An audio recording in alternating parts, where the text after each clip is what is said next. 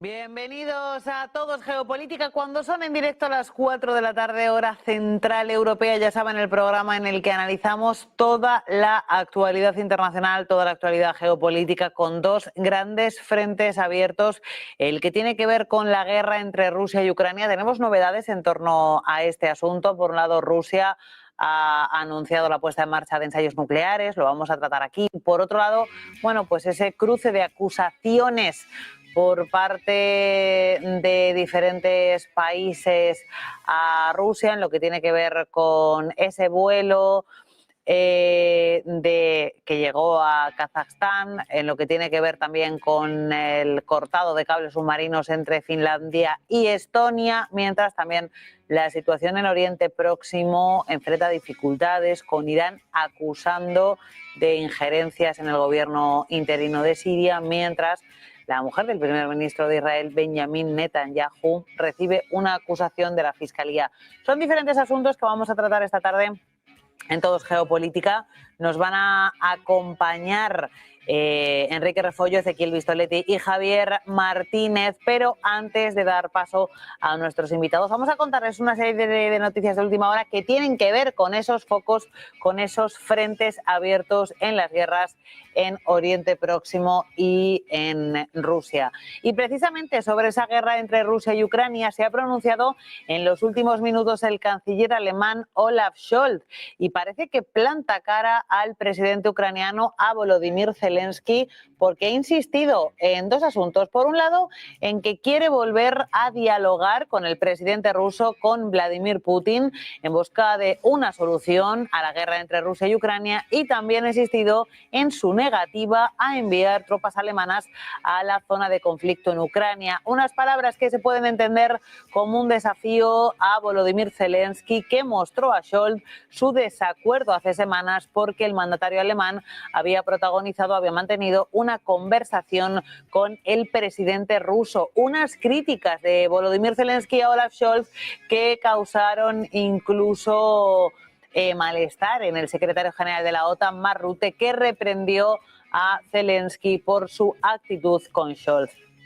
Y precisamente vamos a hablar de una encuesta que se ha publicado sobre el pueblo ucraniano, porque casi la mitad de los ucranianos piensa que la paz se acerca con el regreso de Donald Trump a la Casa Blanca. Es prácticamente la mitad de los ucranianos quienes piensan que el regreso de Trump al gobierno de Estados Unidos va a suponer un acercamiento a la paz en Ucrania, que cumplirá en febrero 3 años de guerra con Rusia. Según un estudio publicado este viernes, concretamente un 45% de los ucranianos entiende que la paz se acerca con el regreso de Trump, según el estudio realizado por el Instituto Internacional de Sociología de Kiev, y cuyo tema es el impacto en Ucrania de la victoria del político estadounidense. Esa victoria de Trump que se precisa que, según el 15% de los encuestados, esa paz está mucho más cerca, mientras que el 30% restante afirma que la paz solo está un poco más cerca. El 14% opina que la paz está cada vez más distante y el 40% restante cree que nada cambiará o está indeciso tras la victoria de Donald Trump. Es una encuesta que se realizó a casi 1.000 individuos entre el 2 y el 17 de diciembre de este año 2024, hace unos días. Y de la guerra entre Rusia y Ucrania nos vamos a hablar de la situación en Oriente Próximo, y es que el ministro de Asuntos Exteriores de Irán, Abbas Araghchi, ha advertido contra una interferencia destructiva en los asuntos internos de Siria y ha instado a que las decisiones relativas a ese país deben recaer en su pueblo.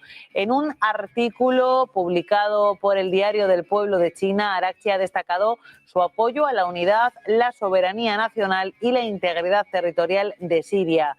Irán había apoyado anteriormente al derrocado presidente sirio, a Bashar al-Assad, pero luego ha prometido su apoyo al país. Mientras tanto, el nuevo régimen sirio ha advertido a Teherán de que no propague el caos, no desestabilice la seguridad y no cree conflictos sectarios allí. Y continuamos hablándoles en este caso de la situación en Oriente Próximo, pero de un asunto judicial que tiene que ver con la esposa del primer ministro de Israel, Benjamin Netanyahu, porque Sara Netanyahu Como decimos, la mujer del primer ministro de Israel ha sido acusada por la Fiscalía después de que un informe indicara que había tratado de intimidar a un testigo e interferir en un caso de corrupción contra su marido. El documento de la Fiscalía, que no menciona a Sara Netanyahu por su nombre, dice que tiene que ser investigada por sospecha de acoso a testigos y obstrucción a la justicia. También cita el informe emitido en el canal 12, según recoge el diario The Times of Israel. Y estas son las noticias de última hora que les contamos. Ahora enseguida vamos a dar paso a nuestros invitados de esta noche, de esta tarde. De momento vamos a saludar a Enrique Refollo, experto en geopolítica y doctor en geografía militar, y a Javier Martínez, analista internacional, experto en geopolítica y en geoeconomía. Mucho gusto. Bienvenidos.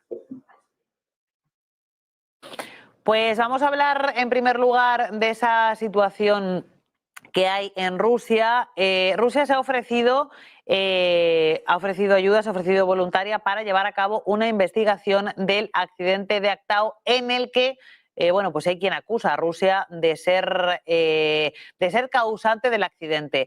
Os quiero preguntar también por el otro frente abierto que tiene Rusia de acusaciones. En este caso, acusan a Rusia de cortar el cable bueno, pues que permitía el acceso eléctrico para Finlandia y para Estonia, un cable marino. Y la OTAN ha anunciado que va a aumentar la seguridad en el mar Báltico después de ese corte del cable. Os quiero preguntar por esas acusaciones sobre Rusia. Empezamos con Enrique.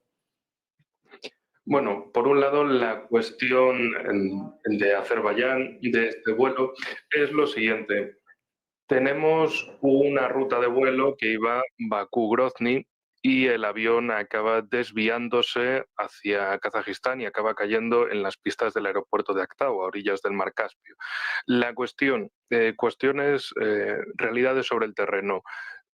Azerbaiyán ha cancelado los vuelos con 10 ciudades rusas por varios días para que esto se aclare y han dicho, bueno, ciudades rusas precisamente en toda esa zona del oeste de Rusia, zonas que pueden verse susceptibles de enfrentarse a elementos. ¿Qué elementos? Bueno, tenemos drones ucranianos que habrían estado atacando el mismo día del accidente a la ciudad de Grozny, otra vez en la República Rusa de Chechenia. También afirmaban ataques contra la ciudad vecina de Vladikavkaz, en la República Rusa de Osetia del Norte. Y anteriormente habían acontecido esos ataques con drones ucranianos contra la ciudad de Kazán, al interior de Rusia, entre Moscú y los Urales. La cuestión de todo esto es, ¿esos drones ucranianos de dónde parten exactamente? Porque es la información que todavía no he encontrado. ¿De dónde parten? ¿Del territorio ucraniano? ¿Y se hacen miles de kilómetros para un ataque o parten de otras bases? ¿O reciben apoyo de quién? ¿De que puedan volar desde el espacio aéreo de Georgia o tal vez que vuelen desde Turquía, desde Azerbaiyán? En definitiva, una serie de preguntas que se deben hacer en todo esto, porque desde la frontera entre Rusia y Ucrania actual hasta Kazán son 1.500 kilómetros, pero desde la frontera con Kazajistán son 500 kilómetros. Eso significaría que operación, digamos, de contrabando en una zona extremadamente despoblada como es el oeste de Kazajstán, que se permita en meter estos elementos militares ucranianos, entre comillas, ad extranjis, ilegalmente y puedan operar ahí, o incluso con la complacencia de quién dentro de Afganistán, o incluso, perdón, de Kazajistán, o incluso la cuestión de Azerbaiyán, un país que, igual que Turquía, se mueve entre Oriente y Occidente en busca de los mejores intereses que pueda sacar. Que se ha mostrado tan complaciente con Rusia o con China como con Occidente, todo en base siempre la Turquía y el Azerbaiyán, o sea, como el socio grande y el socio menor en todo esto. Miembro de la OTAN, también país socio de los BRICS, caso de Turquía. Entonces, aquí la cuestión es, ¿estos drones de dónde salen?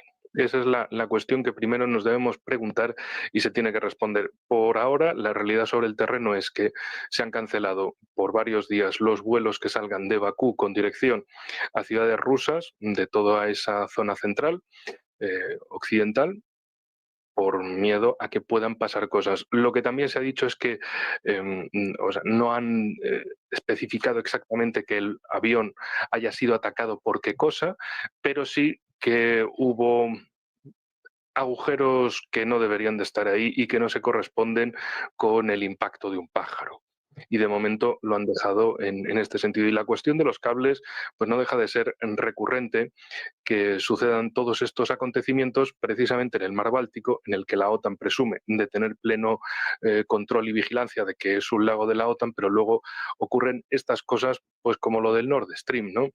Que acaban acusando a los rusos de irse hasta la mitad del mar Báltico para volar una infraestructura que comienza en su país. En este caso, la razón plausible sería que precisamente esto no es algo que parta de Rusia, que no beneficia a Rusia, sino que beneficia a miembros de la OTAN. Pero también tenemos, por otro lado, una cuestión, el hundimiento de 2 petroleros rusos en el estrecho de Kerch y el del Ursa Mayor frente a las costas españolas, otro barco. Entonces, ¿esto es parte de lo mismo? Podemos hablar desde luego más sobre ello, pero no quisiera enredarme como las persianas. Y mira, aquí ya veo a Ezequiel también, pues ya estamos los tres. Así que paso palabra y feliz Navidad a todos. Eso iba a decir, que damos la bienvenida a Ezequiel Vistoletti, que ya se ha conectado, y efectivamente también el Ursa Mayor en las costas entre España y Argelia se suma a esa serie de acusaciones contra Rusia. Quiero dar la palabra, antes de Ezequiel, a Javier. Buenos días, o según ayer. O buenas noches, que he dicho yo antes. Sí. Primero querría desearos feliz Navidad. Parece que se olvida en las fechas en las que estamos y mi compañero anterior lo ha recordado. Frente a las elucubraciones, a los bulos, de furcias mediáticas y periodistas pesebreros de Occidente, que ya antes de analizar y de tener los datos se lanzan a acusar que se ha sido Rusia, yo voy a intentar que el dato mate al relato. Voy a intentarlo con los datos que tengo al momento. El piloto del avión comercial de Azerbaijan Airlines, que se estrelló el pasado miércoles 25 de diciembre, por cierto, día de la Natividad de Nuestro Señor, cerca de la ciudad de Aktau, en Kazajstán. Iba desde la capital de Azerbaiyán, Bakú, con destino Grozny, Chechenia. Y veremos esto de por qué ese desvío. La tripulación de la aeronave informó a las 08 horas 12 minutos, es importante los tiempos que voy a decir rápido, 08 horas 12 minutos, de que habían perdido la señal GPS. Primero pierden la señal GPS en un contexto de poca visibilidad por la niebla. Pidieron en ese momento ayuda al centro de control para reorientarse y regresar al aeropuerto de Bakú, a Azerbaiyán, de donde había despegado, repito, con destino a Grozny, Chechenia.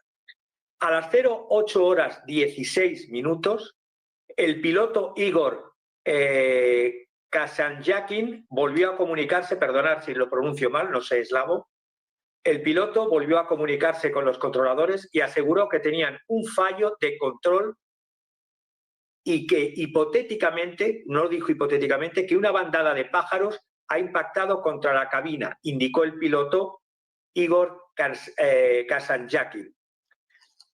Desde la torre le preguntaron qué tipo de ayuda necesitaba, a lo que respondió que se dirigía al aeropuerto de Mineralinie Vody en el sur de Rusia. No sé por qué tomó esa decisión.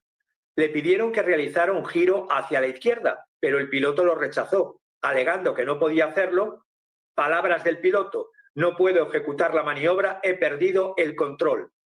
Posteriormente informó de que la presión en cabina era alta. Mi avión, dijo textual a las 08:22, está perdiendo el control, el sistema hidráulico falla. Y decidieron cambiar de aeropuerto a donde dirigirse e ir a otro aeropuerto cercano, supuestamente de Rusia, Makhachkala. 2 minutos después, 08:24, el comandante de la aeronave Alexander Kalyanikov informó que el avión ya estaba en orden, 0824. Pero desde esos momentos, un minuto después, falló la comunicación entre la aeronave y la torre de control. Voy terminando. Dijo, es muy difícil escucharle. Dime tu altitud, le preguntaban desde tierra. Durante los siguientes 37 minutos, el avión no volvió a dar comunicación. A las 08:49 hizo una solicitud de aterrizaje de emergencia en Aktau, Kazajistán, donde finalmente se estrelló. La tripulación eran 37 azerbaiyanos, 16 rusos, 6 kazajos, 3 kirguises, más los miembros de la tripulación, 5 personas. Murieron 38 personas y hay 29 hospitalizados, 11 muy graves. A ver, se han lanzado, lo primero, y he dicho con el término furcias de Occidente, han lanzado la hipótesis loca de que era un misil Pantsir S ruso de las defensas aéreas de Rusia contra los ataques de drones ucranianos. Esa es la primera hipótesis sin datos. Dmitry Peskov, portavoz del Kremlin, dijo que, y yo lo repito y por mi parte también lo comparto, que es un error formular hipótesis antes de las conclusiones de la investigación. Eso sí, la OTAN ya se apresuró a lanzar lo de que era un misil ruso. También se ha llegado a decir que era explosión de un balón de oxígeno a bordo. En una zona y en un momento de la guerra en Ucrania, donde lo que pierden en el frente se está sustituyendo por atentados terroristas muy propios del terrorismo que alimenta, que apoya y que financia y cura Occidente, la hipótesis que yo no aventuro, simplemente digo las hipótesis de terrorismo que se están dando, no sería una hipótesis descaminada. Y, por supuesto, acusar a Rusia de un misil Pantsir es, cuando menos, de ciencia ficción.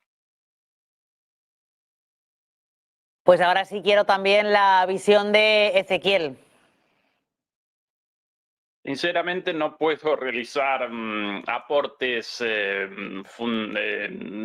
verdaderamente novedosos a todo lo dicho hasta ahora. En el marco de la guerra mediática, naturalmente los países de la OTAN y los medios de la OTAN capitalizan incidentes como este y presentan versiones muy poco plausibles, como esta de las defensas antiaéreas rusas. Para Rusia no genera ningún beneficio el derribo de un avión civil con destino en Kazajistán.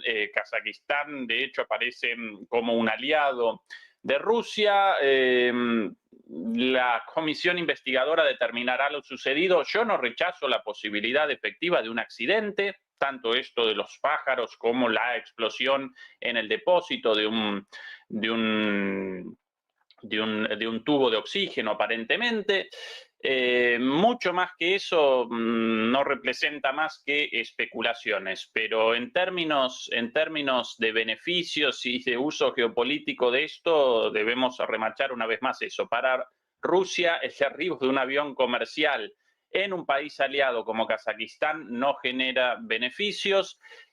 Occidente, por sobre todas las cosas, Ucrania, en los últimos tiempos, en el marco de la desesperación generalizada, acometió una política de provocaciones y atentados, así que en ese caso podría aparecer algo por ahí, pero no necesariamente tampoco.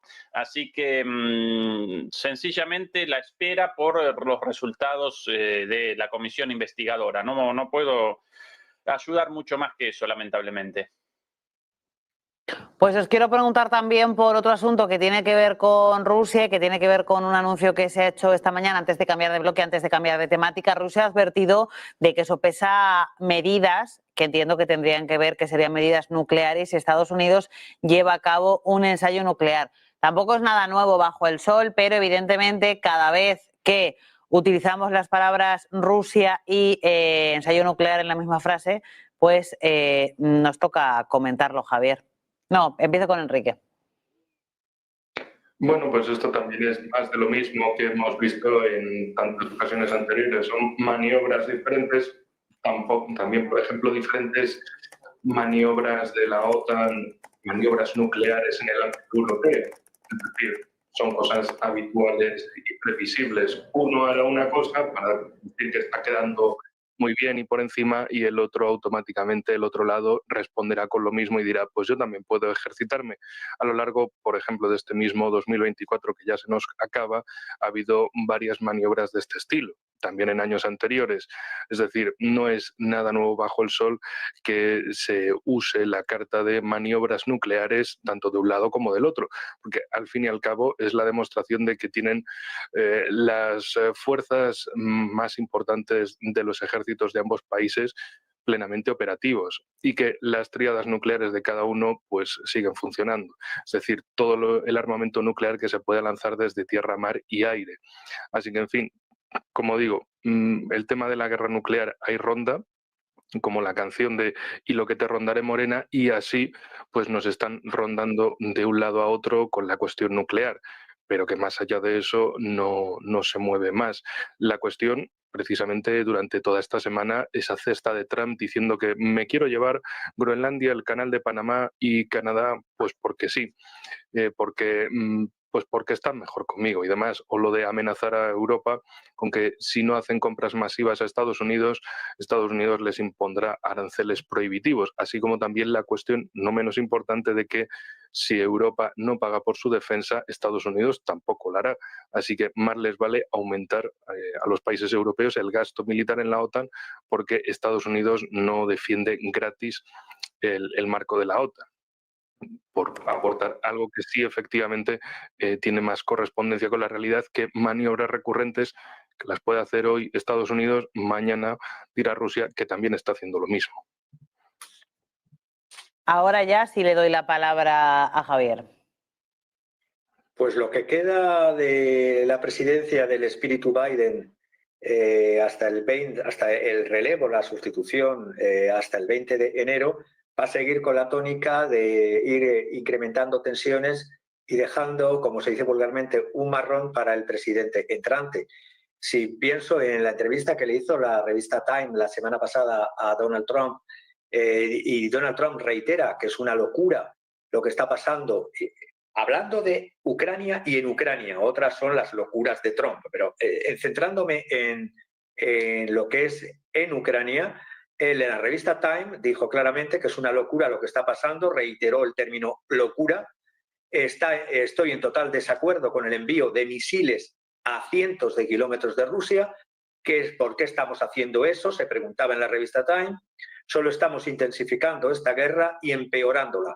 No se debería haber permitido que se hiciera. ¿Por qué se permitió desde el 18, la segunda quincena de noviembre pasado, que el POTUS Biden levantase la prohibición de lo que antes había tenido como un no en negativas reiteradas durante meses?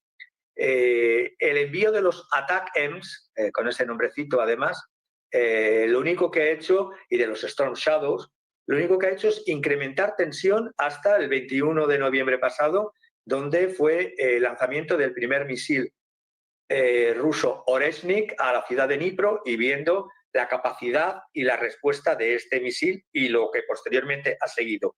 En Washington, en el Washington bideniano, se está incluso especulando con que los días que queden, incluso enviar otro tipo de misiles, igual que los ATACMS han sido enviados, enviar los JASSMs. Claro, esto ya sería, no sé cuánto tiempo disponen los pilotos ucranianos de los F-16, es que están formados F-16 entregados por Estados Unidos para utilizar estos JASSMs, si es que los ponen a su disposición, o es que piensa ser eterno Biden. Ante esto, claro, el tema del pulso tensión, aparte de misiles de largo alcance y utilizarlos desde aviones norteamericanos para contra objetivos militares en territorio ruso, está la amenaza siempre velada de ahora vamos a decir que vamos a hacer pruebas nucleares y la contrarrespuesta lógica rusa, pues nosotros también los vamos a estar haciendo. Es decir, mientras que dure el espíritu Biden y sus acólitos, tendremos estas situaciones de increciendo de tensión y de mañana me levanto con el misil y al día siguiente con una bomba nuclear en los telediarios. Y cuando Trump llegue a la Casa Blanca, esa tensión nuclear entre Rusia y Estados Unidos o entre Rusia y Occidente va a desaparecer o a rebajarse al menos, Ezequiel. Sí, sin lugar a dudas, es el objetivo de Trump. Respecto a Trump, aparecen dos incertidumbres y una certeza. La certeza, básicamente, el fin de la participación hiperactiva de Estados Unidos en el conflicto ucraniano, en la guerra en Ucrania. Lo de participación hiperactiva, dicho adrede, porque Estados Unidos no va a abandonar por completo su participación, pero sí va a retroceder frente a el apoyo mostrado por el gobierno anterior y muy probablemente, y no solo muy probablemente, sino que lamentablemente también en ese lugar va a aparecer Europa, en continuidad con su política suicida de participar en un conflicto abiertamente contrario a sus intereses y, por cierto, un conflicto no ganable para Europa. No pudo toda la OTAN contra Rusia, mucho menos va a poder la OTAN sin Estados Unidos y solamente con Europa. Entonces, esa es la certeza respecto a Trump, retroceder en cuanto a la guerra en Ucrania. Las incertidumbres aparecen respecto al grado de participación de Estados Unidos con respecto a lo que seguro va a representar el foco de la política exterior estadounidense desde el 20 de enero, Irán y China, pero todavía no podemos determinar hasta dónde, cuánto quieren, cuánto pueden, etcétera, etcétera. Para mí, esto a partir de algunos indicios percibidos por ahí, contra China comenzará una política muy hostil, pero inicialmente limitada a la lucha económica, la guerra comercial, con aranceles muy altos, con otras provocaciones seguramente del tipo de prohibición de productos, incluso recordemos el encarcelamiento de la hija de, si no recuerdo mal, el gerente general de Huawei, y acciones de este tipo. Por el otro lado, muy probablemente Estados Unidos vaya a comenzar una política de mayor participación, incluso con la posibilidad de una intervención en Irán, algo buscado por los halcones neoconservadores estadounidenses, o por lo menos por una parte de ellos desde hace mucho tiempo, con John Bolton como embanderado en esta línea. Bueno, algunos de los ministros y secretarios designados por Trump descienden de esa línea también, más allá de que ahora Bolton aparezca enemistado con Trump y con su gobierno. Sus pupilos están presentes ahí y el derrocamiento del gobierno de Al-Assad genera un camino mucho más allanado, mucho más sencillo para un enfrentamiento directo de este tipo, buscado por Israel, pero hasta ahora Israel no había podido con esto, no pudo realizar más que 10 kilómetros de avance en el Líbano, un fracaso total, cuando querían por lo menos el avance hasta el río Litani. Todavía aparecen en combates en Gaza, ¿sí? Supuestamente en 3 meses iban a determinar la eliminación de Hamas, el fin de las amenazas para Israel. Bueno, después de la masacre y el genocidio llevado a cabo y todavía en curso con complicidad de Europa, debemos recordarlo siempre, Alemania despachó el último cargamento de armas hacia Israel hace poquitos días. Naturalmente Estados Unidos participa en esto activamente también. Bueno, ahí todavía aparece en combates. Bueno, con el derrocamiento de Al-Assad, de repente apareció un regalito de Navidad, un poquito antes de Navidad para Netanyahu, porque hasta ahora en los ataques y contraataques contra Irán, solo había podido perpetrar golpes fuertes a través de operaciones de terrorismo, bueno, recordarán lo de Haniyeh, recordarán también la provocación en Siria con el ataque contra el consulado en Damasco, el consulado iraní en Damasco, pero en el momento del intercambio de misiles no pudieron realizar ataques de peso, y por ende, y por el contrario, Irán pudo acometer objetivos militares en varios lugares, lo que hasta ahora parecía como algo impensable. Después, incluso envalentonados, los yemeníes determinaron la destrucción de objetivos a más de 2.000 kilómetros de distancia con misiles iraníes bastante antiguos, por cierto. Bueno, en esa mala situación, de repente el regalito navideño para Netanyahu, además de su situación política interna también deplorable, acusado de corrupción, de abuso de autoridad, etcétera, y ahora parece una situación un poco mejor porque carece de un gobierno cercano a Irán en Siria.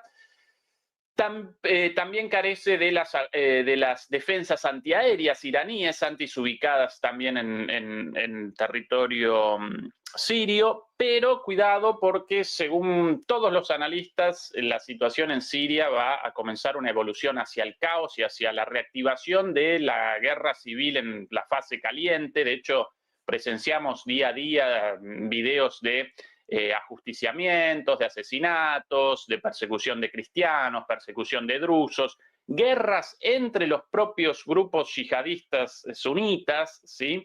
Recordemos que Al-Assad no representaba a la Madre Teresa de Calcuta, ni mucho menos, pero sí generaba un marco de estabilidad y de respeto a las distintas facciones. Aparecía como lo menos malo dentro de los terribles escenarios posibles entre los sirios, algo muy parecido a Saddam Hussein en su momento en Irak, ¿sí?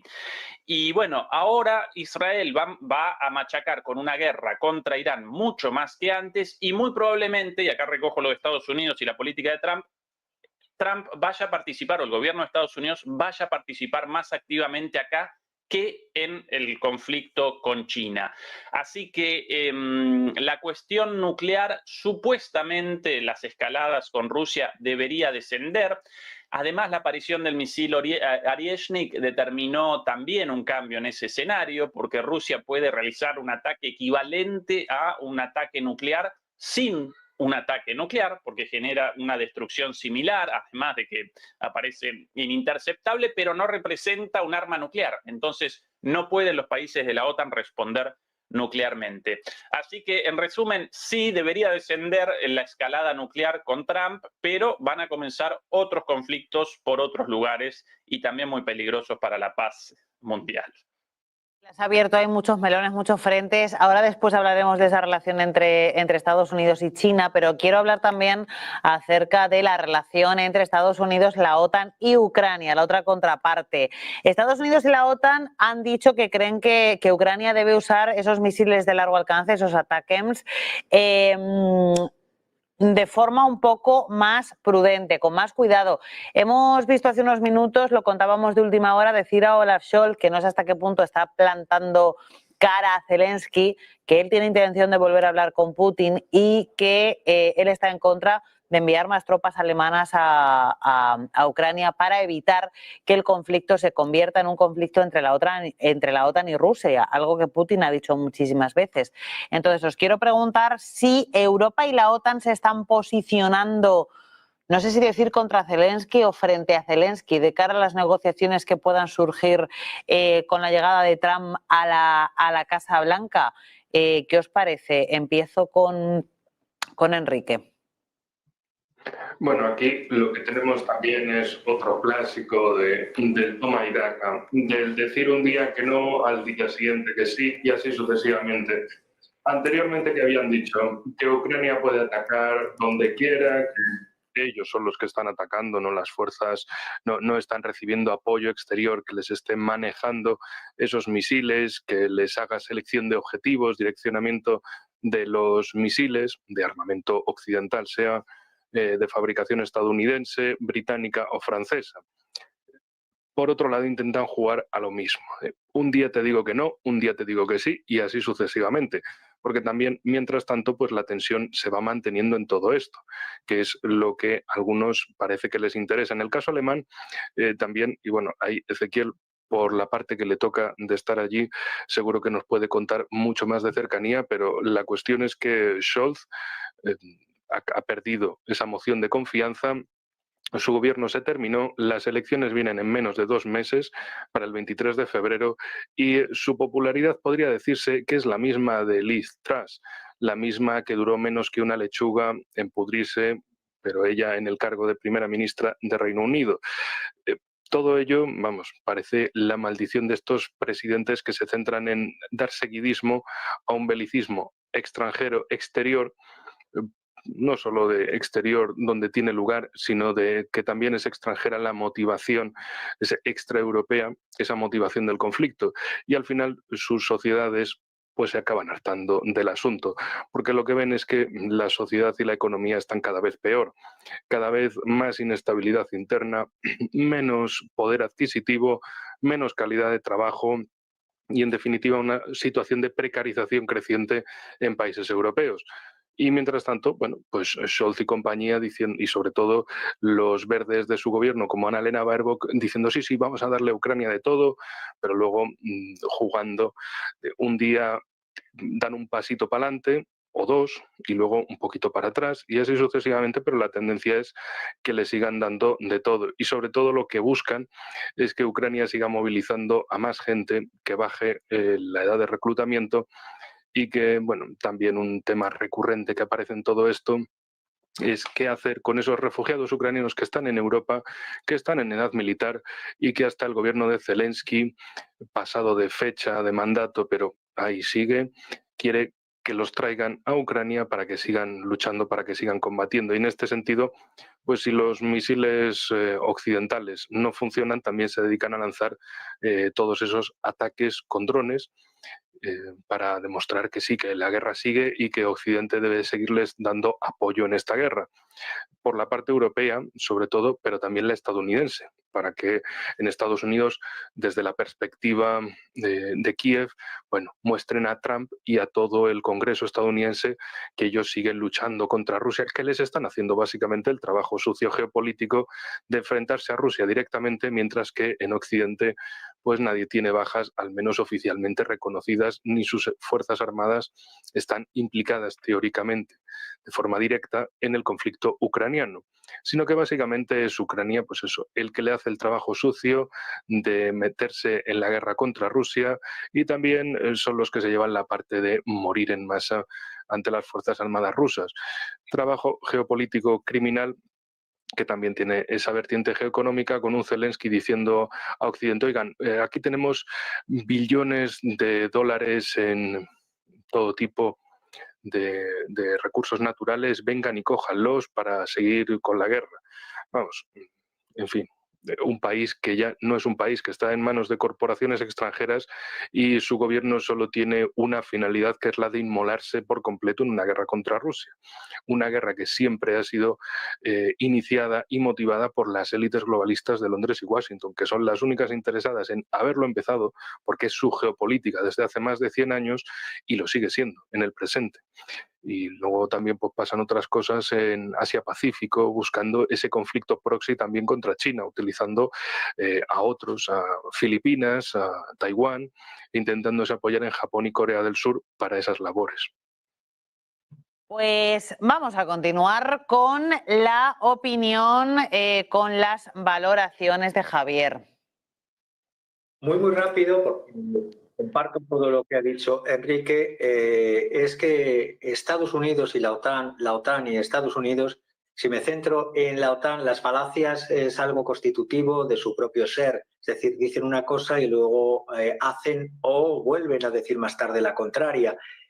La situación en los países europeos con los gobiernos seguidistas y colaboracionistas enfrentados a los intereses de sus propios ciudadanos y empresas les está pasando factura, le ha pasado factura, le está pasando factura en Reino Unido, les está pasando factura en Francia de Macron, les está pasando factura en la Alemania de Olaf Scholz. Y claro, que desde Kiev uno ocupa, y digo ocupa porque jurídicamente su mandato caducó y no celebró elecciones, se atreva a amenazar. Eso sí, él está poniendo desde Londres o desde donde se encuentra en cada momento, siempre fuera de la línea del frente de guerra, Zelensky ha entregado no solamente lo que antes se denominaba Ucrania de recursos propios, tanto en tierras agrícolas como en empresas, ya está en manos, ya ha hecho el negocio la anglosfera, y lo único que él está aportando contra la voluntad de la ciudadanía ucraniana son bolsas de cadáveres que se van enterrando en fosas de esa manera cuando vuelven del frente. Hay hasta estadísticas y mediciones de cuánto duran desde que son vestidos de soldado a cuánto duran en el frente todas estas pobres personas, estos pobres ciudadanos, que incluso ya se rebaja la edad de la circunscripción para el frente a los 18 años. Entonces, la situación, yo creo que en Alemania el puñetazo, bueno, puñetazo sería un eufemismo pensándolo en la manera de ser y en la idiosincrasia de Scholz. Diría que la bofetada que ha recibido Scholz ante las próximas elecciones, la que va a recibir, lo que intuye y lo que va a recibir con partidos que van a desplazar la preeminencia de, por supuesto, de los verdes militaristas, de los socialdemócratas del SPD y de la CDU y la CSU, estamos viendo cómo surge esa coalición cada vez más hacia arriba de Sarah Wagenknecht y, por supuesto, el terror, el coco para todos los políticos de salón vendidos a la anglosfera, que es Alternative für Deutschland. Entonces, desde esa perspectiva, tiempos corren que no me extraña que ahora Estados Unidos, con Trump en el horizonte y la OTAN en esta situación interna de países, digan que cuidadín, cuidadín, a ver dónde van los ATAEMS. Es la falacia y el miedo.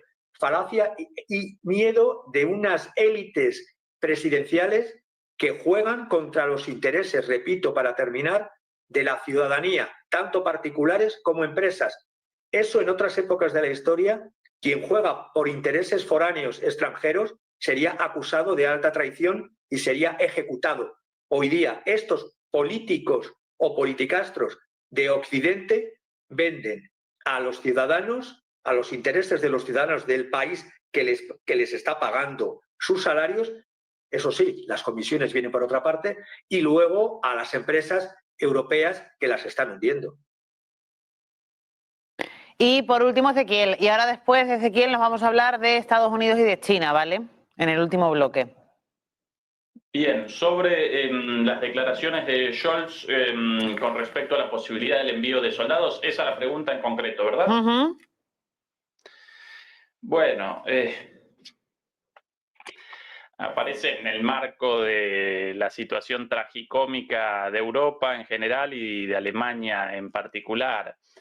En primer lugar, porque Rusia no va a convalidar el ingreso de tropas más allá de que las caractericen como de paz, pacifistas o amigas de John Lennon y de McCartney en los años 60, no lo va a convalidar porque Rusia comenzó una guerra por la posibilidad del establecimiento de tropas y misiles de la OTAN en su frontera, en la frontera ucraniana, y cuando Rusia conquiste todos los territorios hasta el Dnieper e incluso también la ciudad de Odessa, no convalidará de la misma forma la existencia de esos misiles o de esas tropas de paz en su nueva frontera, ¿sí?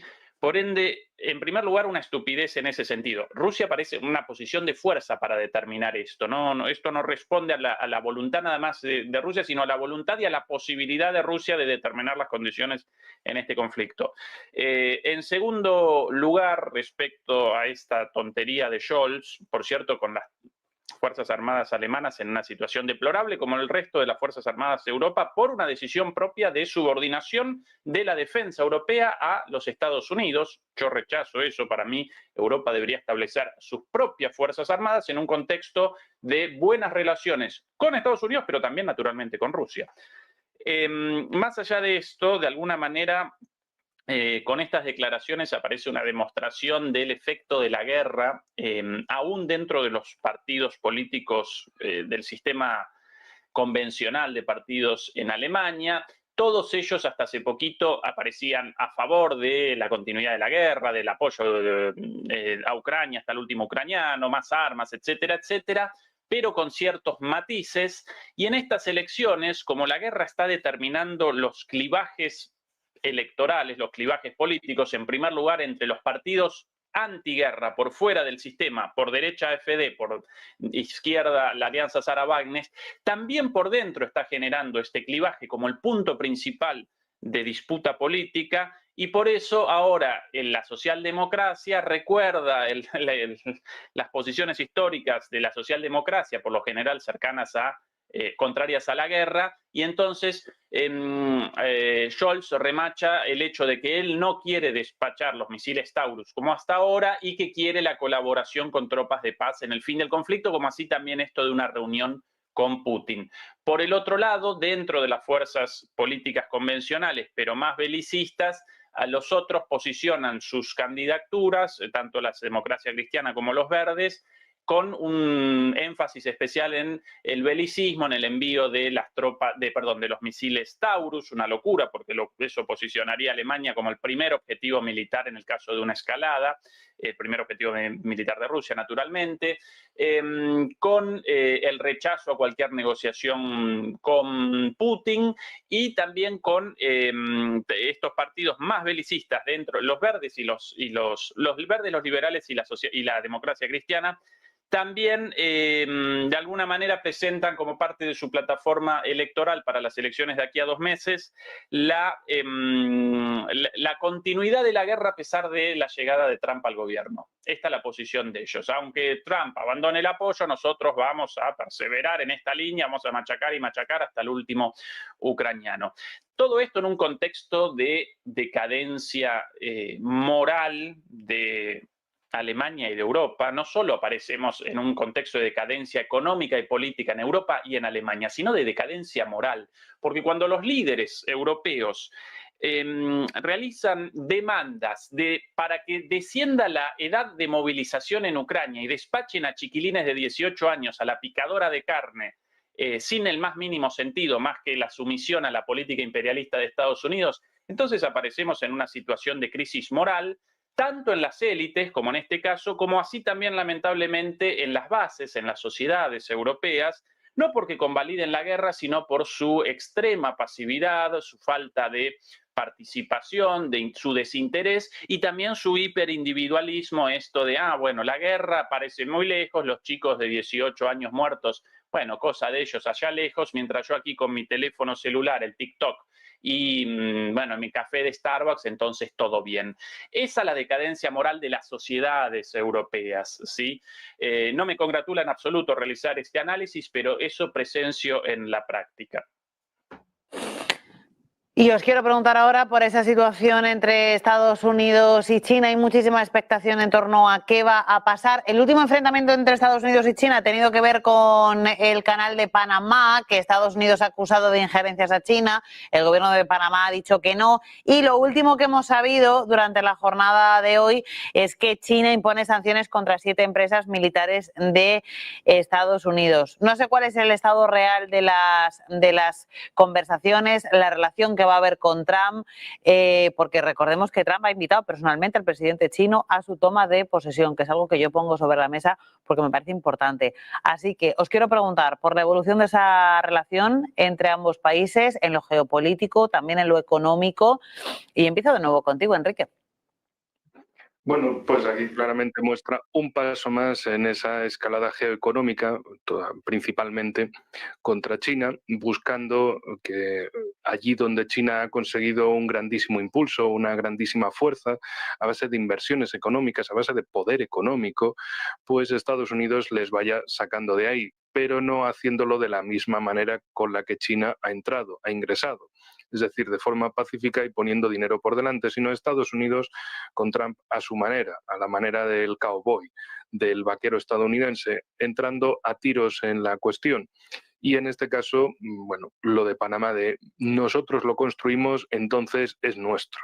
Es un argumento que han estado moviendo sectores trumpistas en Estados Unidos, pero que les puede salir muy mal, porque evidentemente en Estados Unidos ellos en su excepcionalismo, como Pepe Escobar lo llama excepcionalistán, ellos se creen que el orden mundial basado en reglas es sus reglas. Lo que más les conviene cuando les conviene y punto. Y el resto tienen que cumplir la versión anterior, la versión para los que no son excepcionalistán. Y en este caso, claro, si en Estados Unidos aducen que se deben quedar con el Canal de Panamá porque, bueno, amenaza a China por un lado y si a alguien no le convence, pues nosotros lo construimos y nosotros lo controlamos. Entonces, los demás países que han invertido y que han pagado muchas infraestructuras en el mundo también van a decir, yo lo pagué, es mío. Entonces China va a poder empezar a levantar la mano y decir, yo he pagado un montón de cosas. El dinero chino ha pagado muchísimas infraestructuras por el mundo. A ver si van a ser también mías. A ver si a Estados Unidos también hay que negarle el acceso a todo tipo de infraestructuras en diferentes países. Y además que Estados Unidos las lleva de perder, porque bueno, pueden decir que el Canal de Panamá es suyo y que pueden aparecerse con la flota estadounidense allí. Pero después resulta que en todo el sur global, que es la mayoría del mundo, se van a encontrar con que China es el socio predilecto y es el socio amistoso, mientras que Estados Unidos, pues en ese filibusterismo del siglo XXI, lo único que hace es pegarse más tiros a su hegemonía. ¿Que le puede salir bien la jugada en una? Sí, pero tendrá consecuencias muy esperables en muchos otros lugares. Bueno, consecuencias esperables y las que no son esperables, las que dependen de que a Trump se le canten más ideas y empieza a decir lo de, pues Groenlandia, tenemos que conseguirlo. Lo de Groenlandia es comprensible desde el punto de vista de la proyección ártica de Estados Unidos, es decir, para ellos Alaska y Groenlandia son fundamentales en su estrategia contra Rusia, aunque luego por otro lado con lo de Groenlandia han dicho, no, no, es que lo de Groenlandia es porque hay muchos recursos naturales ahí, a ver si los va a pillar China, que también es otra manera de decir el perro del hortelano. El geopolítico perro del hortelano, que ni come ni deja comer. Bueno, quiere comer, pero no puede todavía y lo que no quiere es que el perro del vecino, que empresas chinas vayan ahí a sacar recursos y a beneficiarse de esos recursos, lo cual también da una imagen muy deplorable de Estados Unidos. Por un lado, un cowboy que dispara antes de preguntar y que por el otro lado, antes de producir, antes de aportar, lo único que quiere es impedir el acceso a ciertos mercados, a ciertos recursos naturales, a potencias que considera enemigas o rivales mundiales, como es el caso de China. ¿Qué clase de idea para el resto del mundo puede aportar? O sea, van a seguir con la cantinela de somos la democracia, estamos con la democracia, los derechos humanos, las libertades y demás, y luego cuando les conviene dicen, aquí no, aquí que no pase, esto es todo para mí. Necesito rapidez, 1 minuto para cada uno.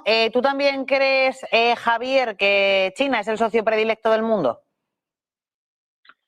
Yo lo que veo es que los Estados Unidos saben muy mal jugar en lo que significa la libre competencia, la libre concurrencia, ese mito del que hablan tanto y presumen desde la anglosfera liberal. Y veo muy rápidamente que el modelo de Estado que tienen los libertarianos de Thiel y de Musk es el de la Compañía de Indias Orientales. Quieren sustituir ese globalismo de la anglosfera liberal sustituido por un excepcionalismo del American Greed Again neofeudal de la llamada mafia de PayPal.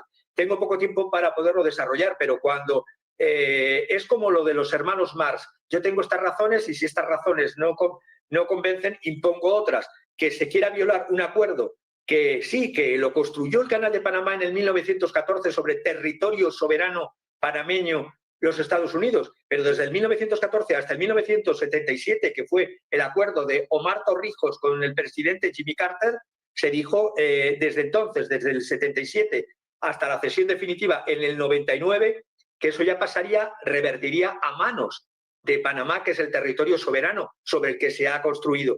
Por lo tanto, el modelo de Compañía de Indias Orientales, donde señores neofeudales, en este caso llamados por sí mismos la mafia de PayPal, son los que van a sustituir lo que hasta ahora llamábamos globalismo de la anglosfera liberal, por desgracia. Ezequiel, 1 minuto.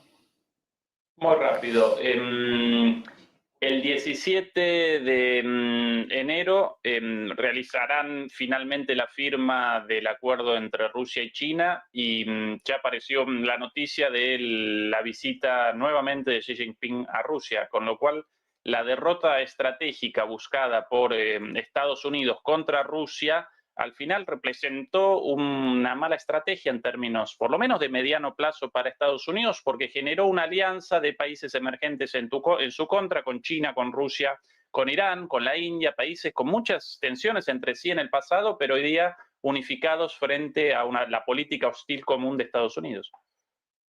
Pues así nos vamos a despedir. Gracias a los tres por acompañarnos en esta edición de Todo es Geopolítica. Javier Martín, analista internacional, experto en geopolítica y geoeconomía. Ezequiel Vistoletti, doctor en ciencia política y profesor de Relaciones Internacionales en Alemania. Y Enrique Refollo, experto en geopolítica y doctor en geografía militar. Gracias a los tres y que entréis bien en el 2025. Un abrazo.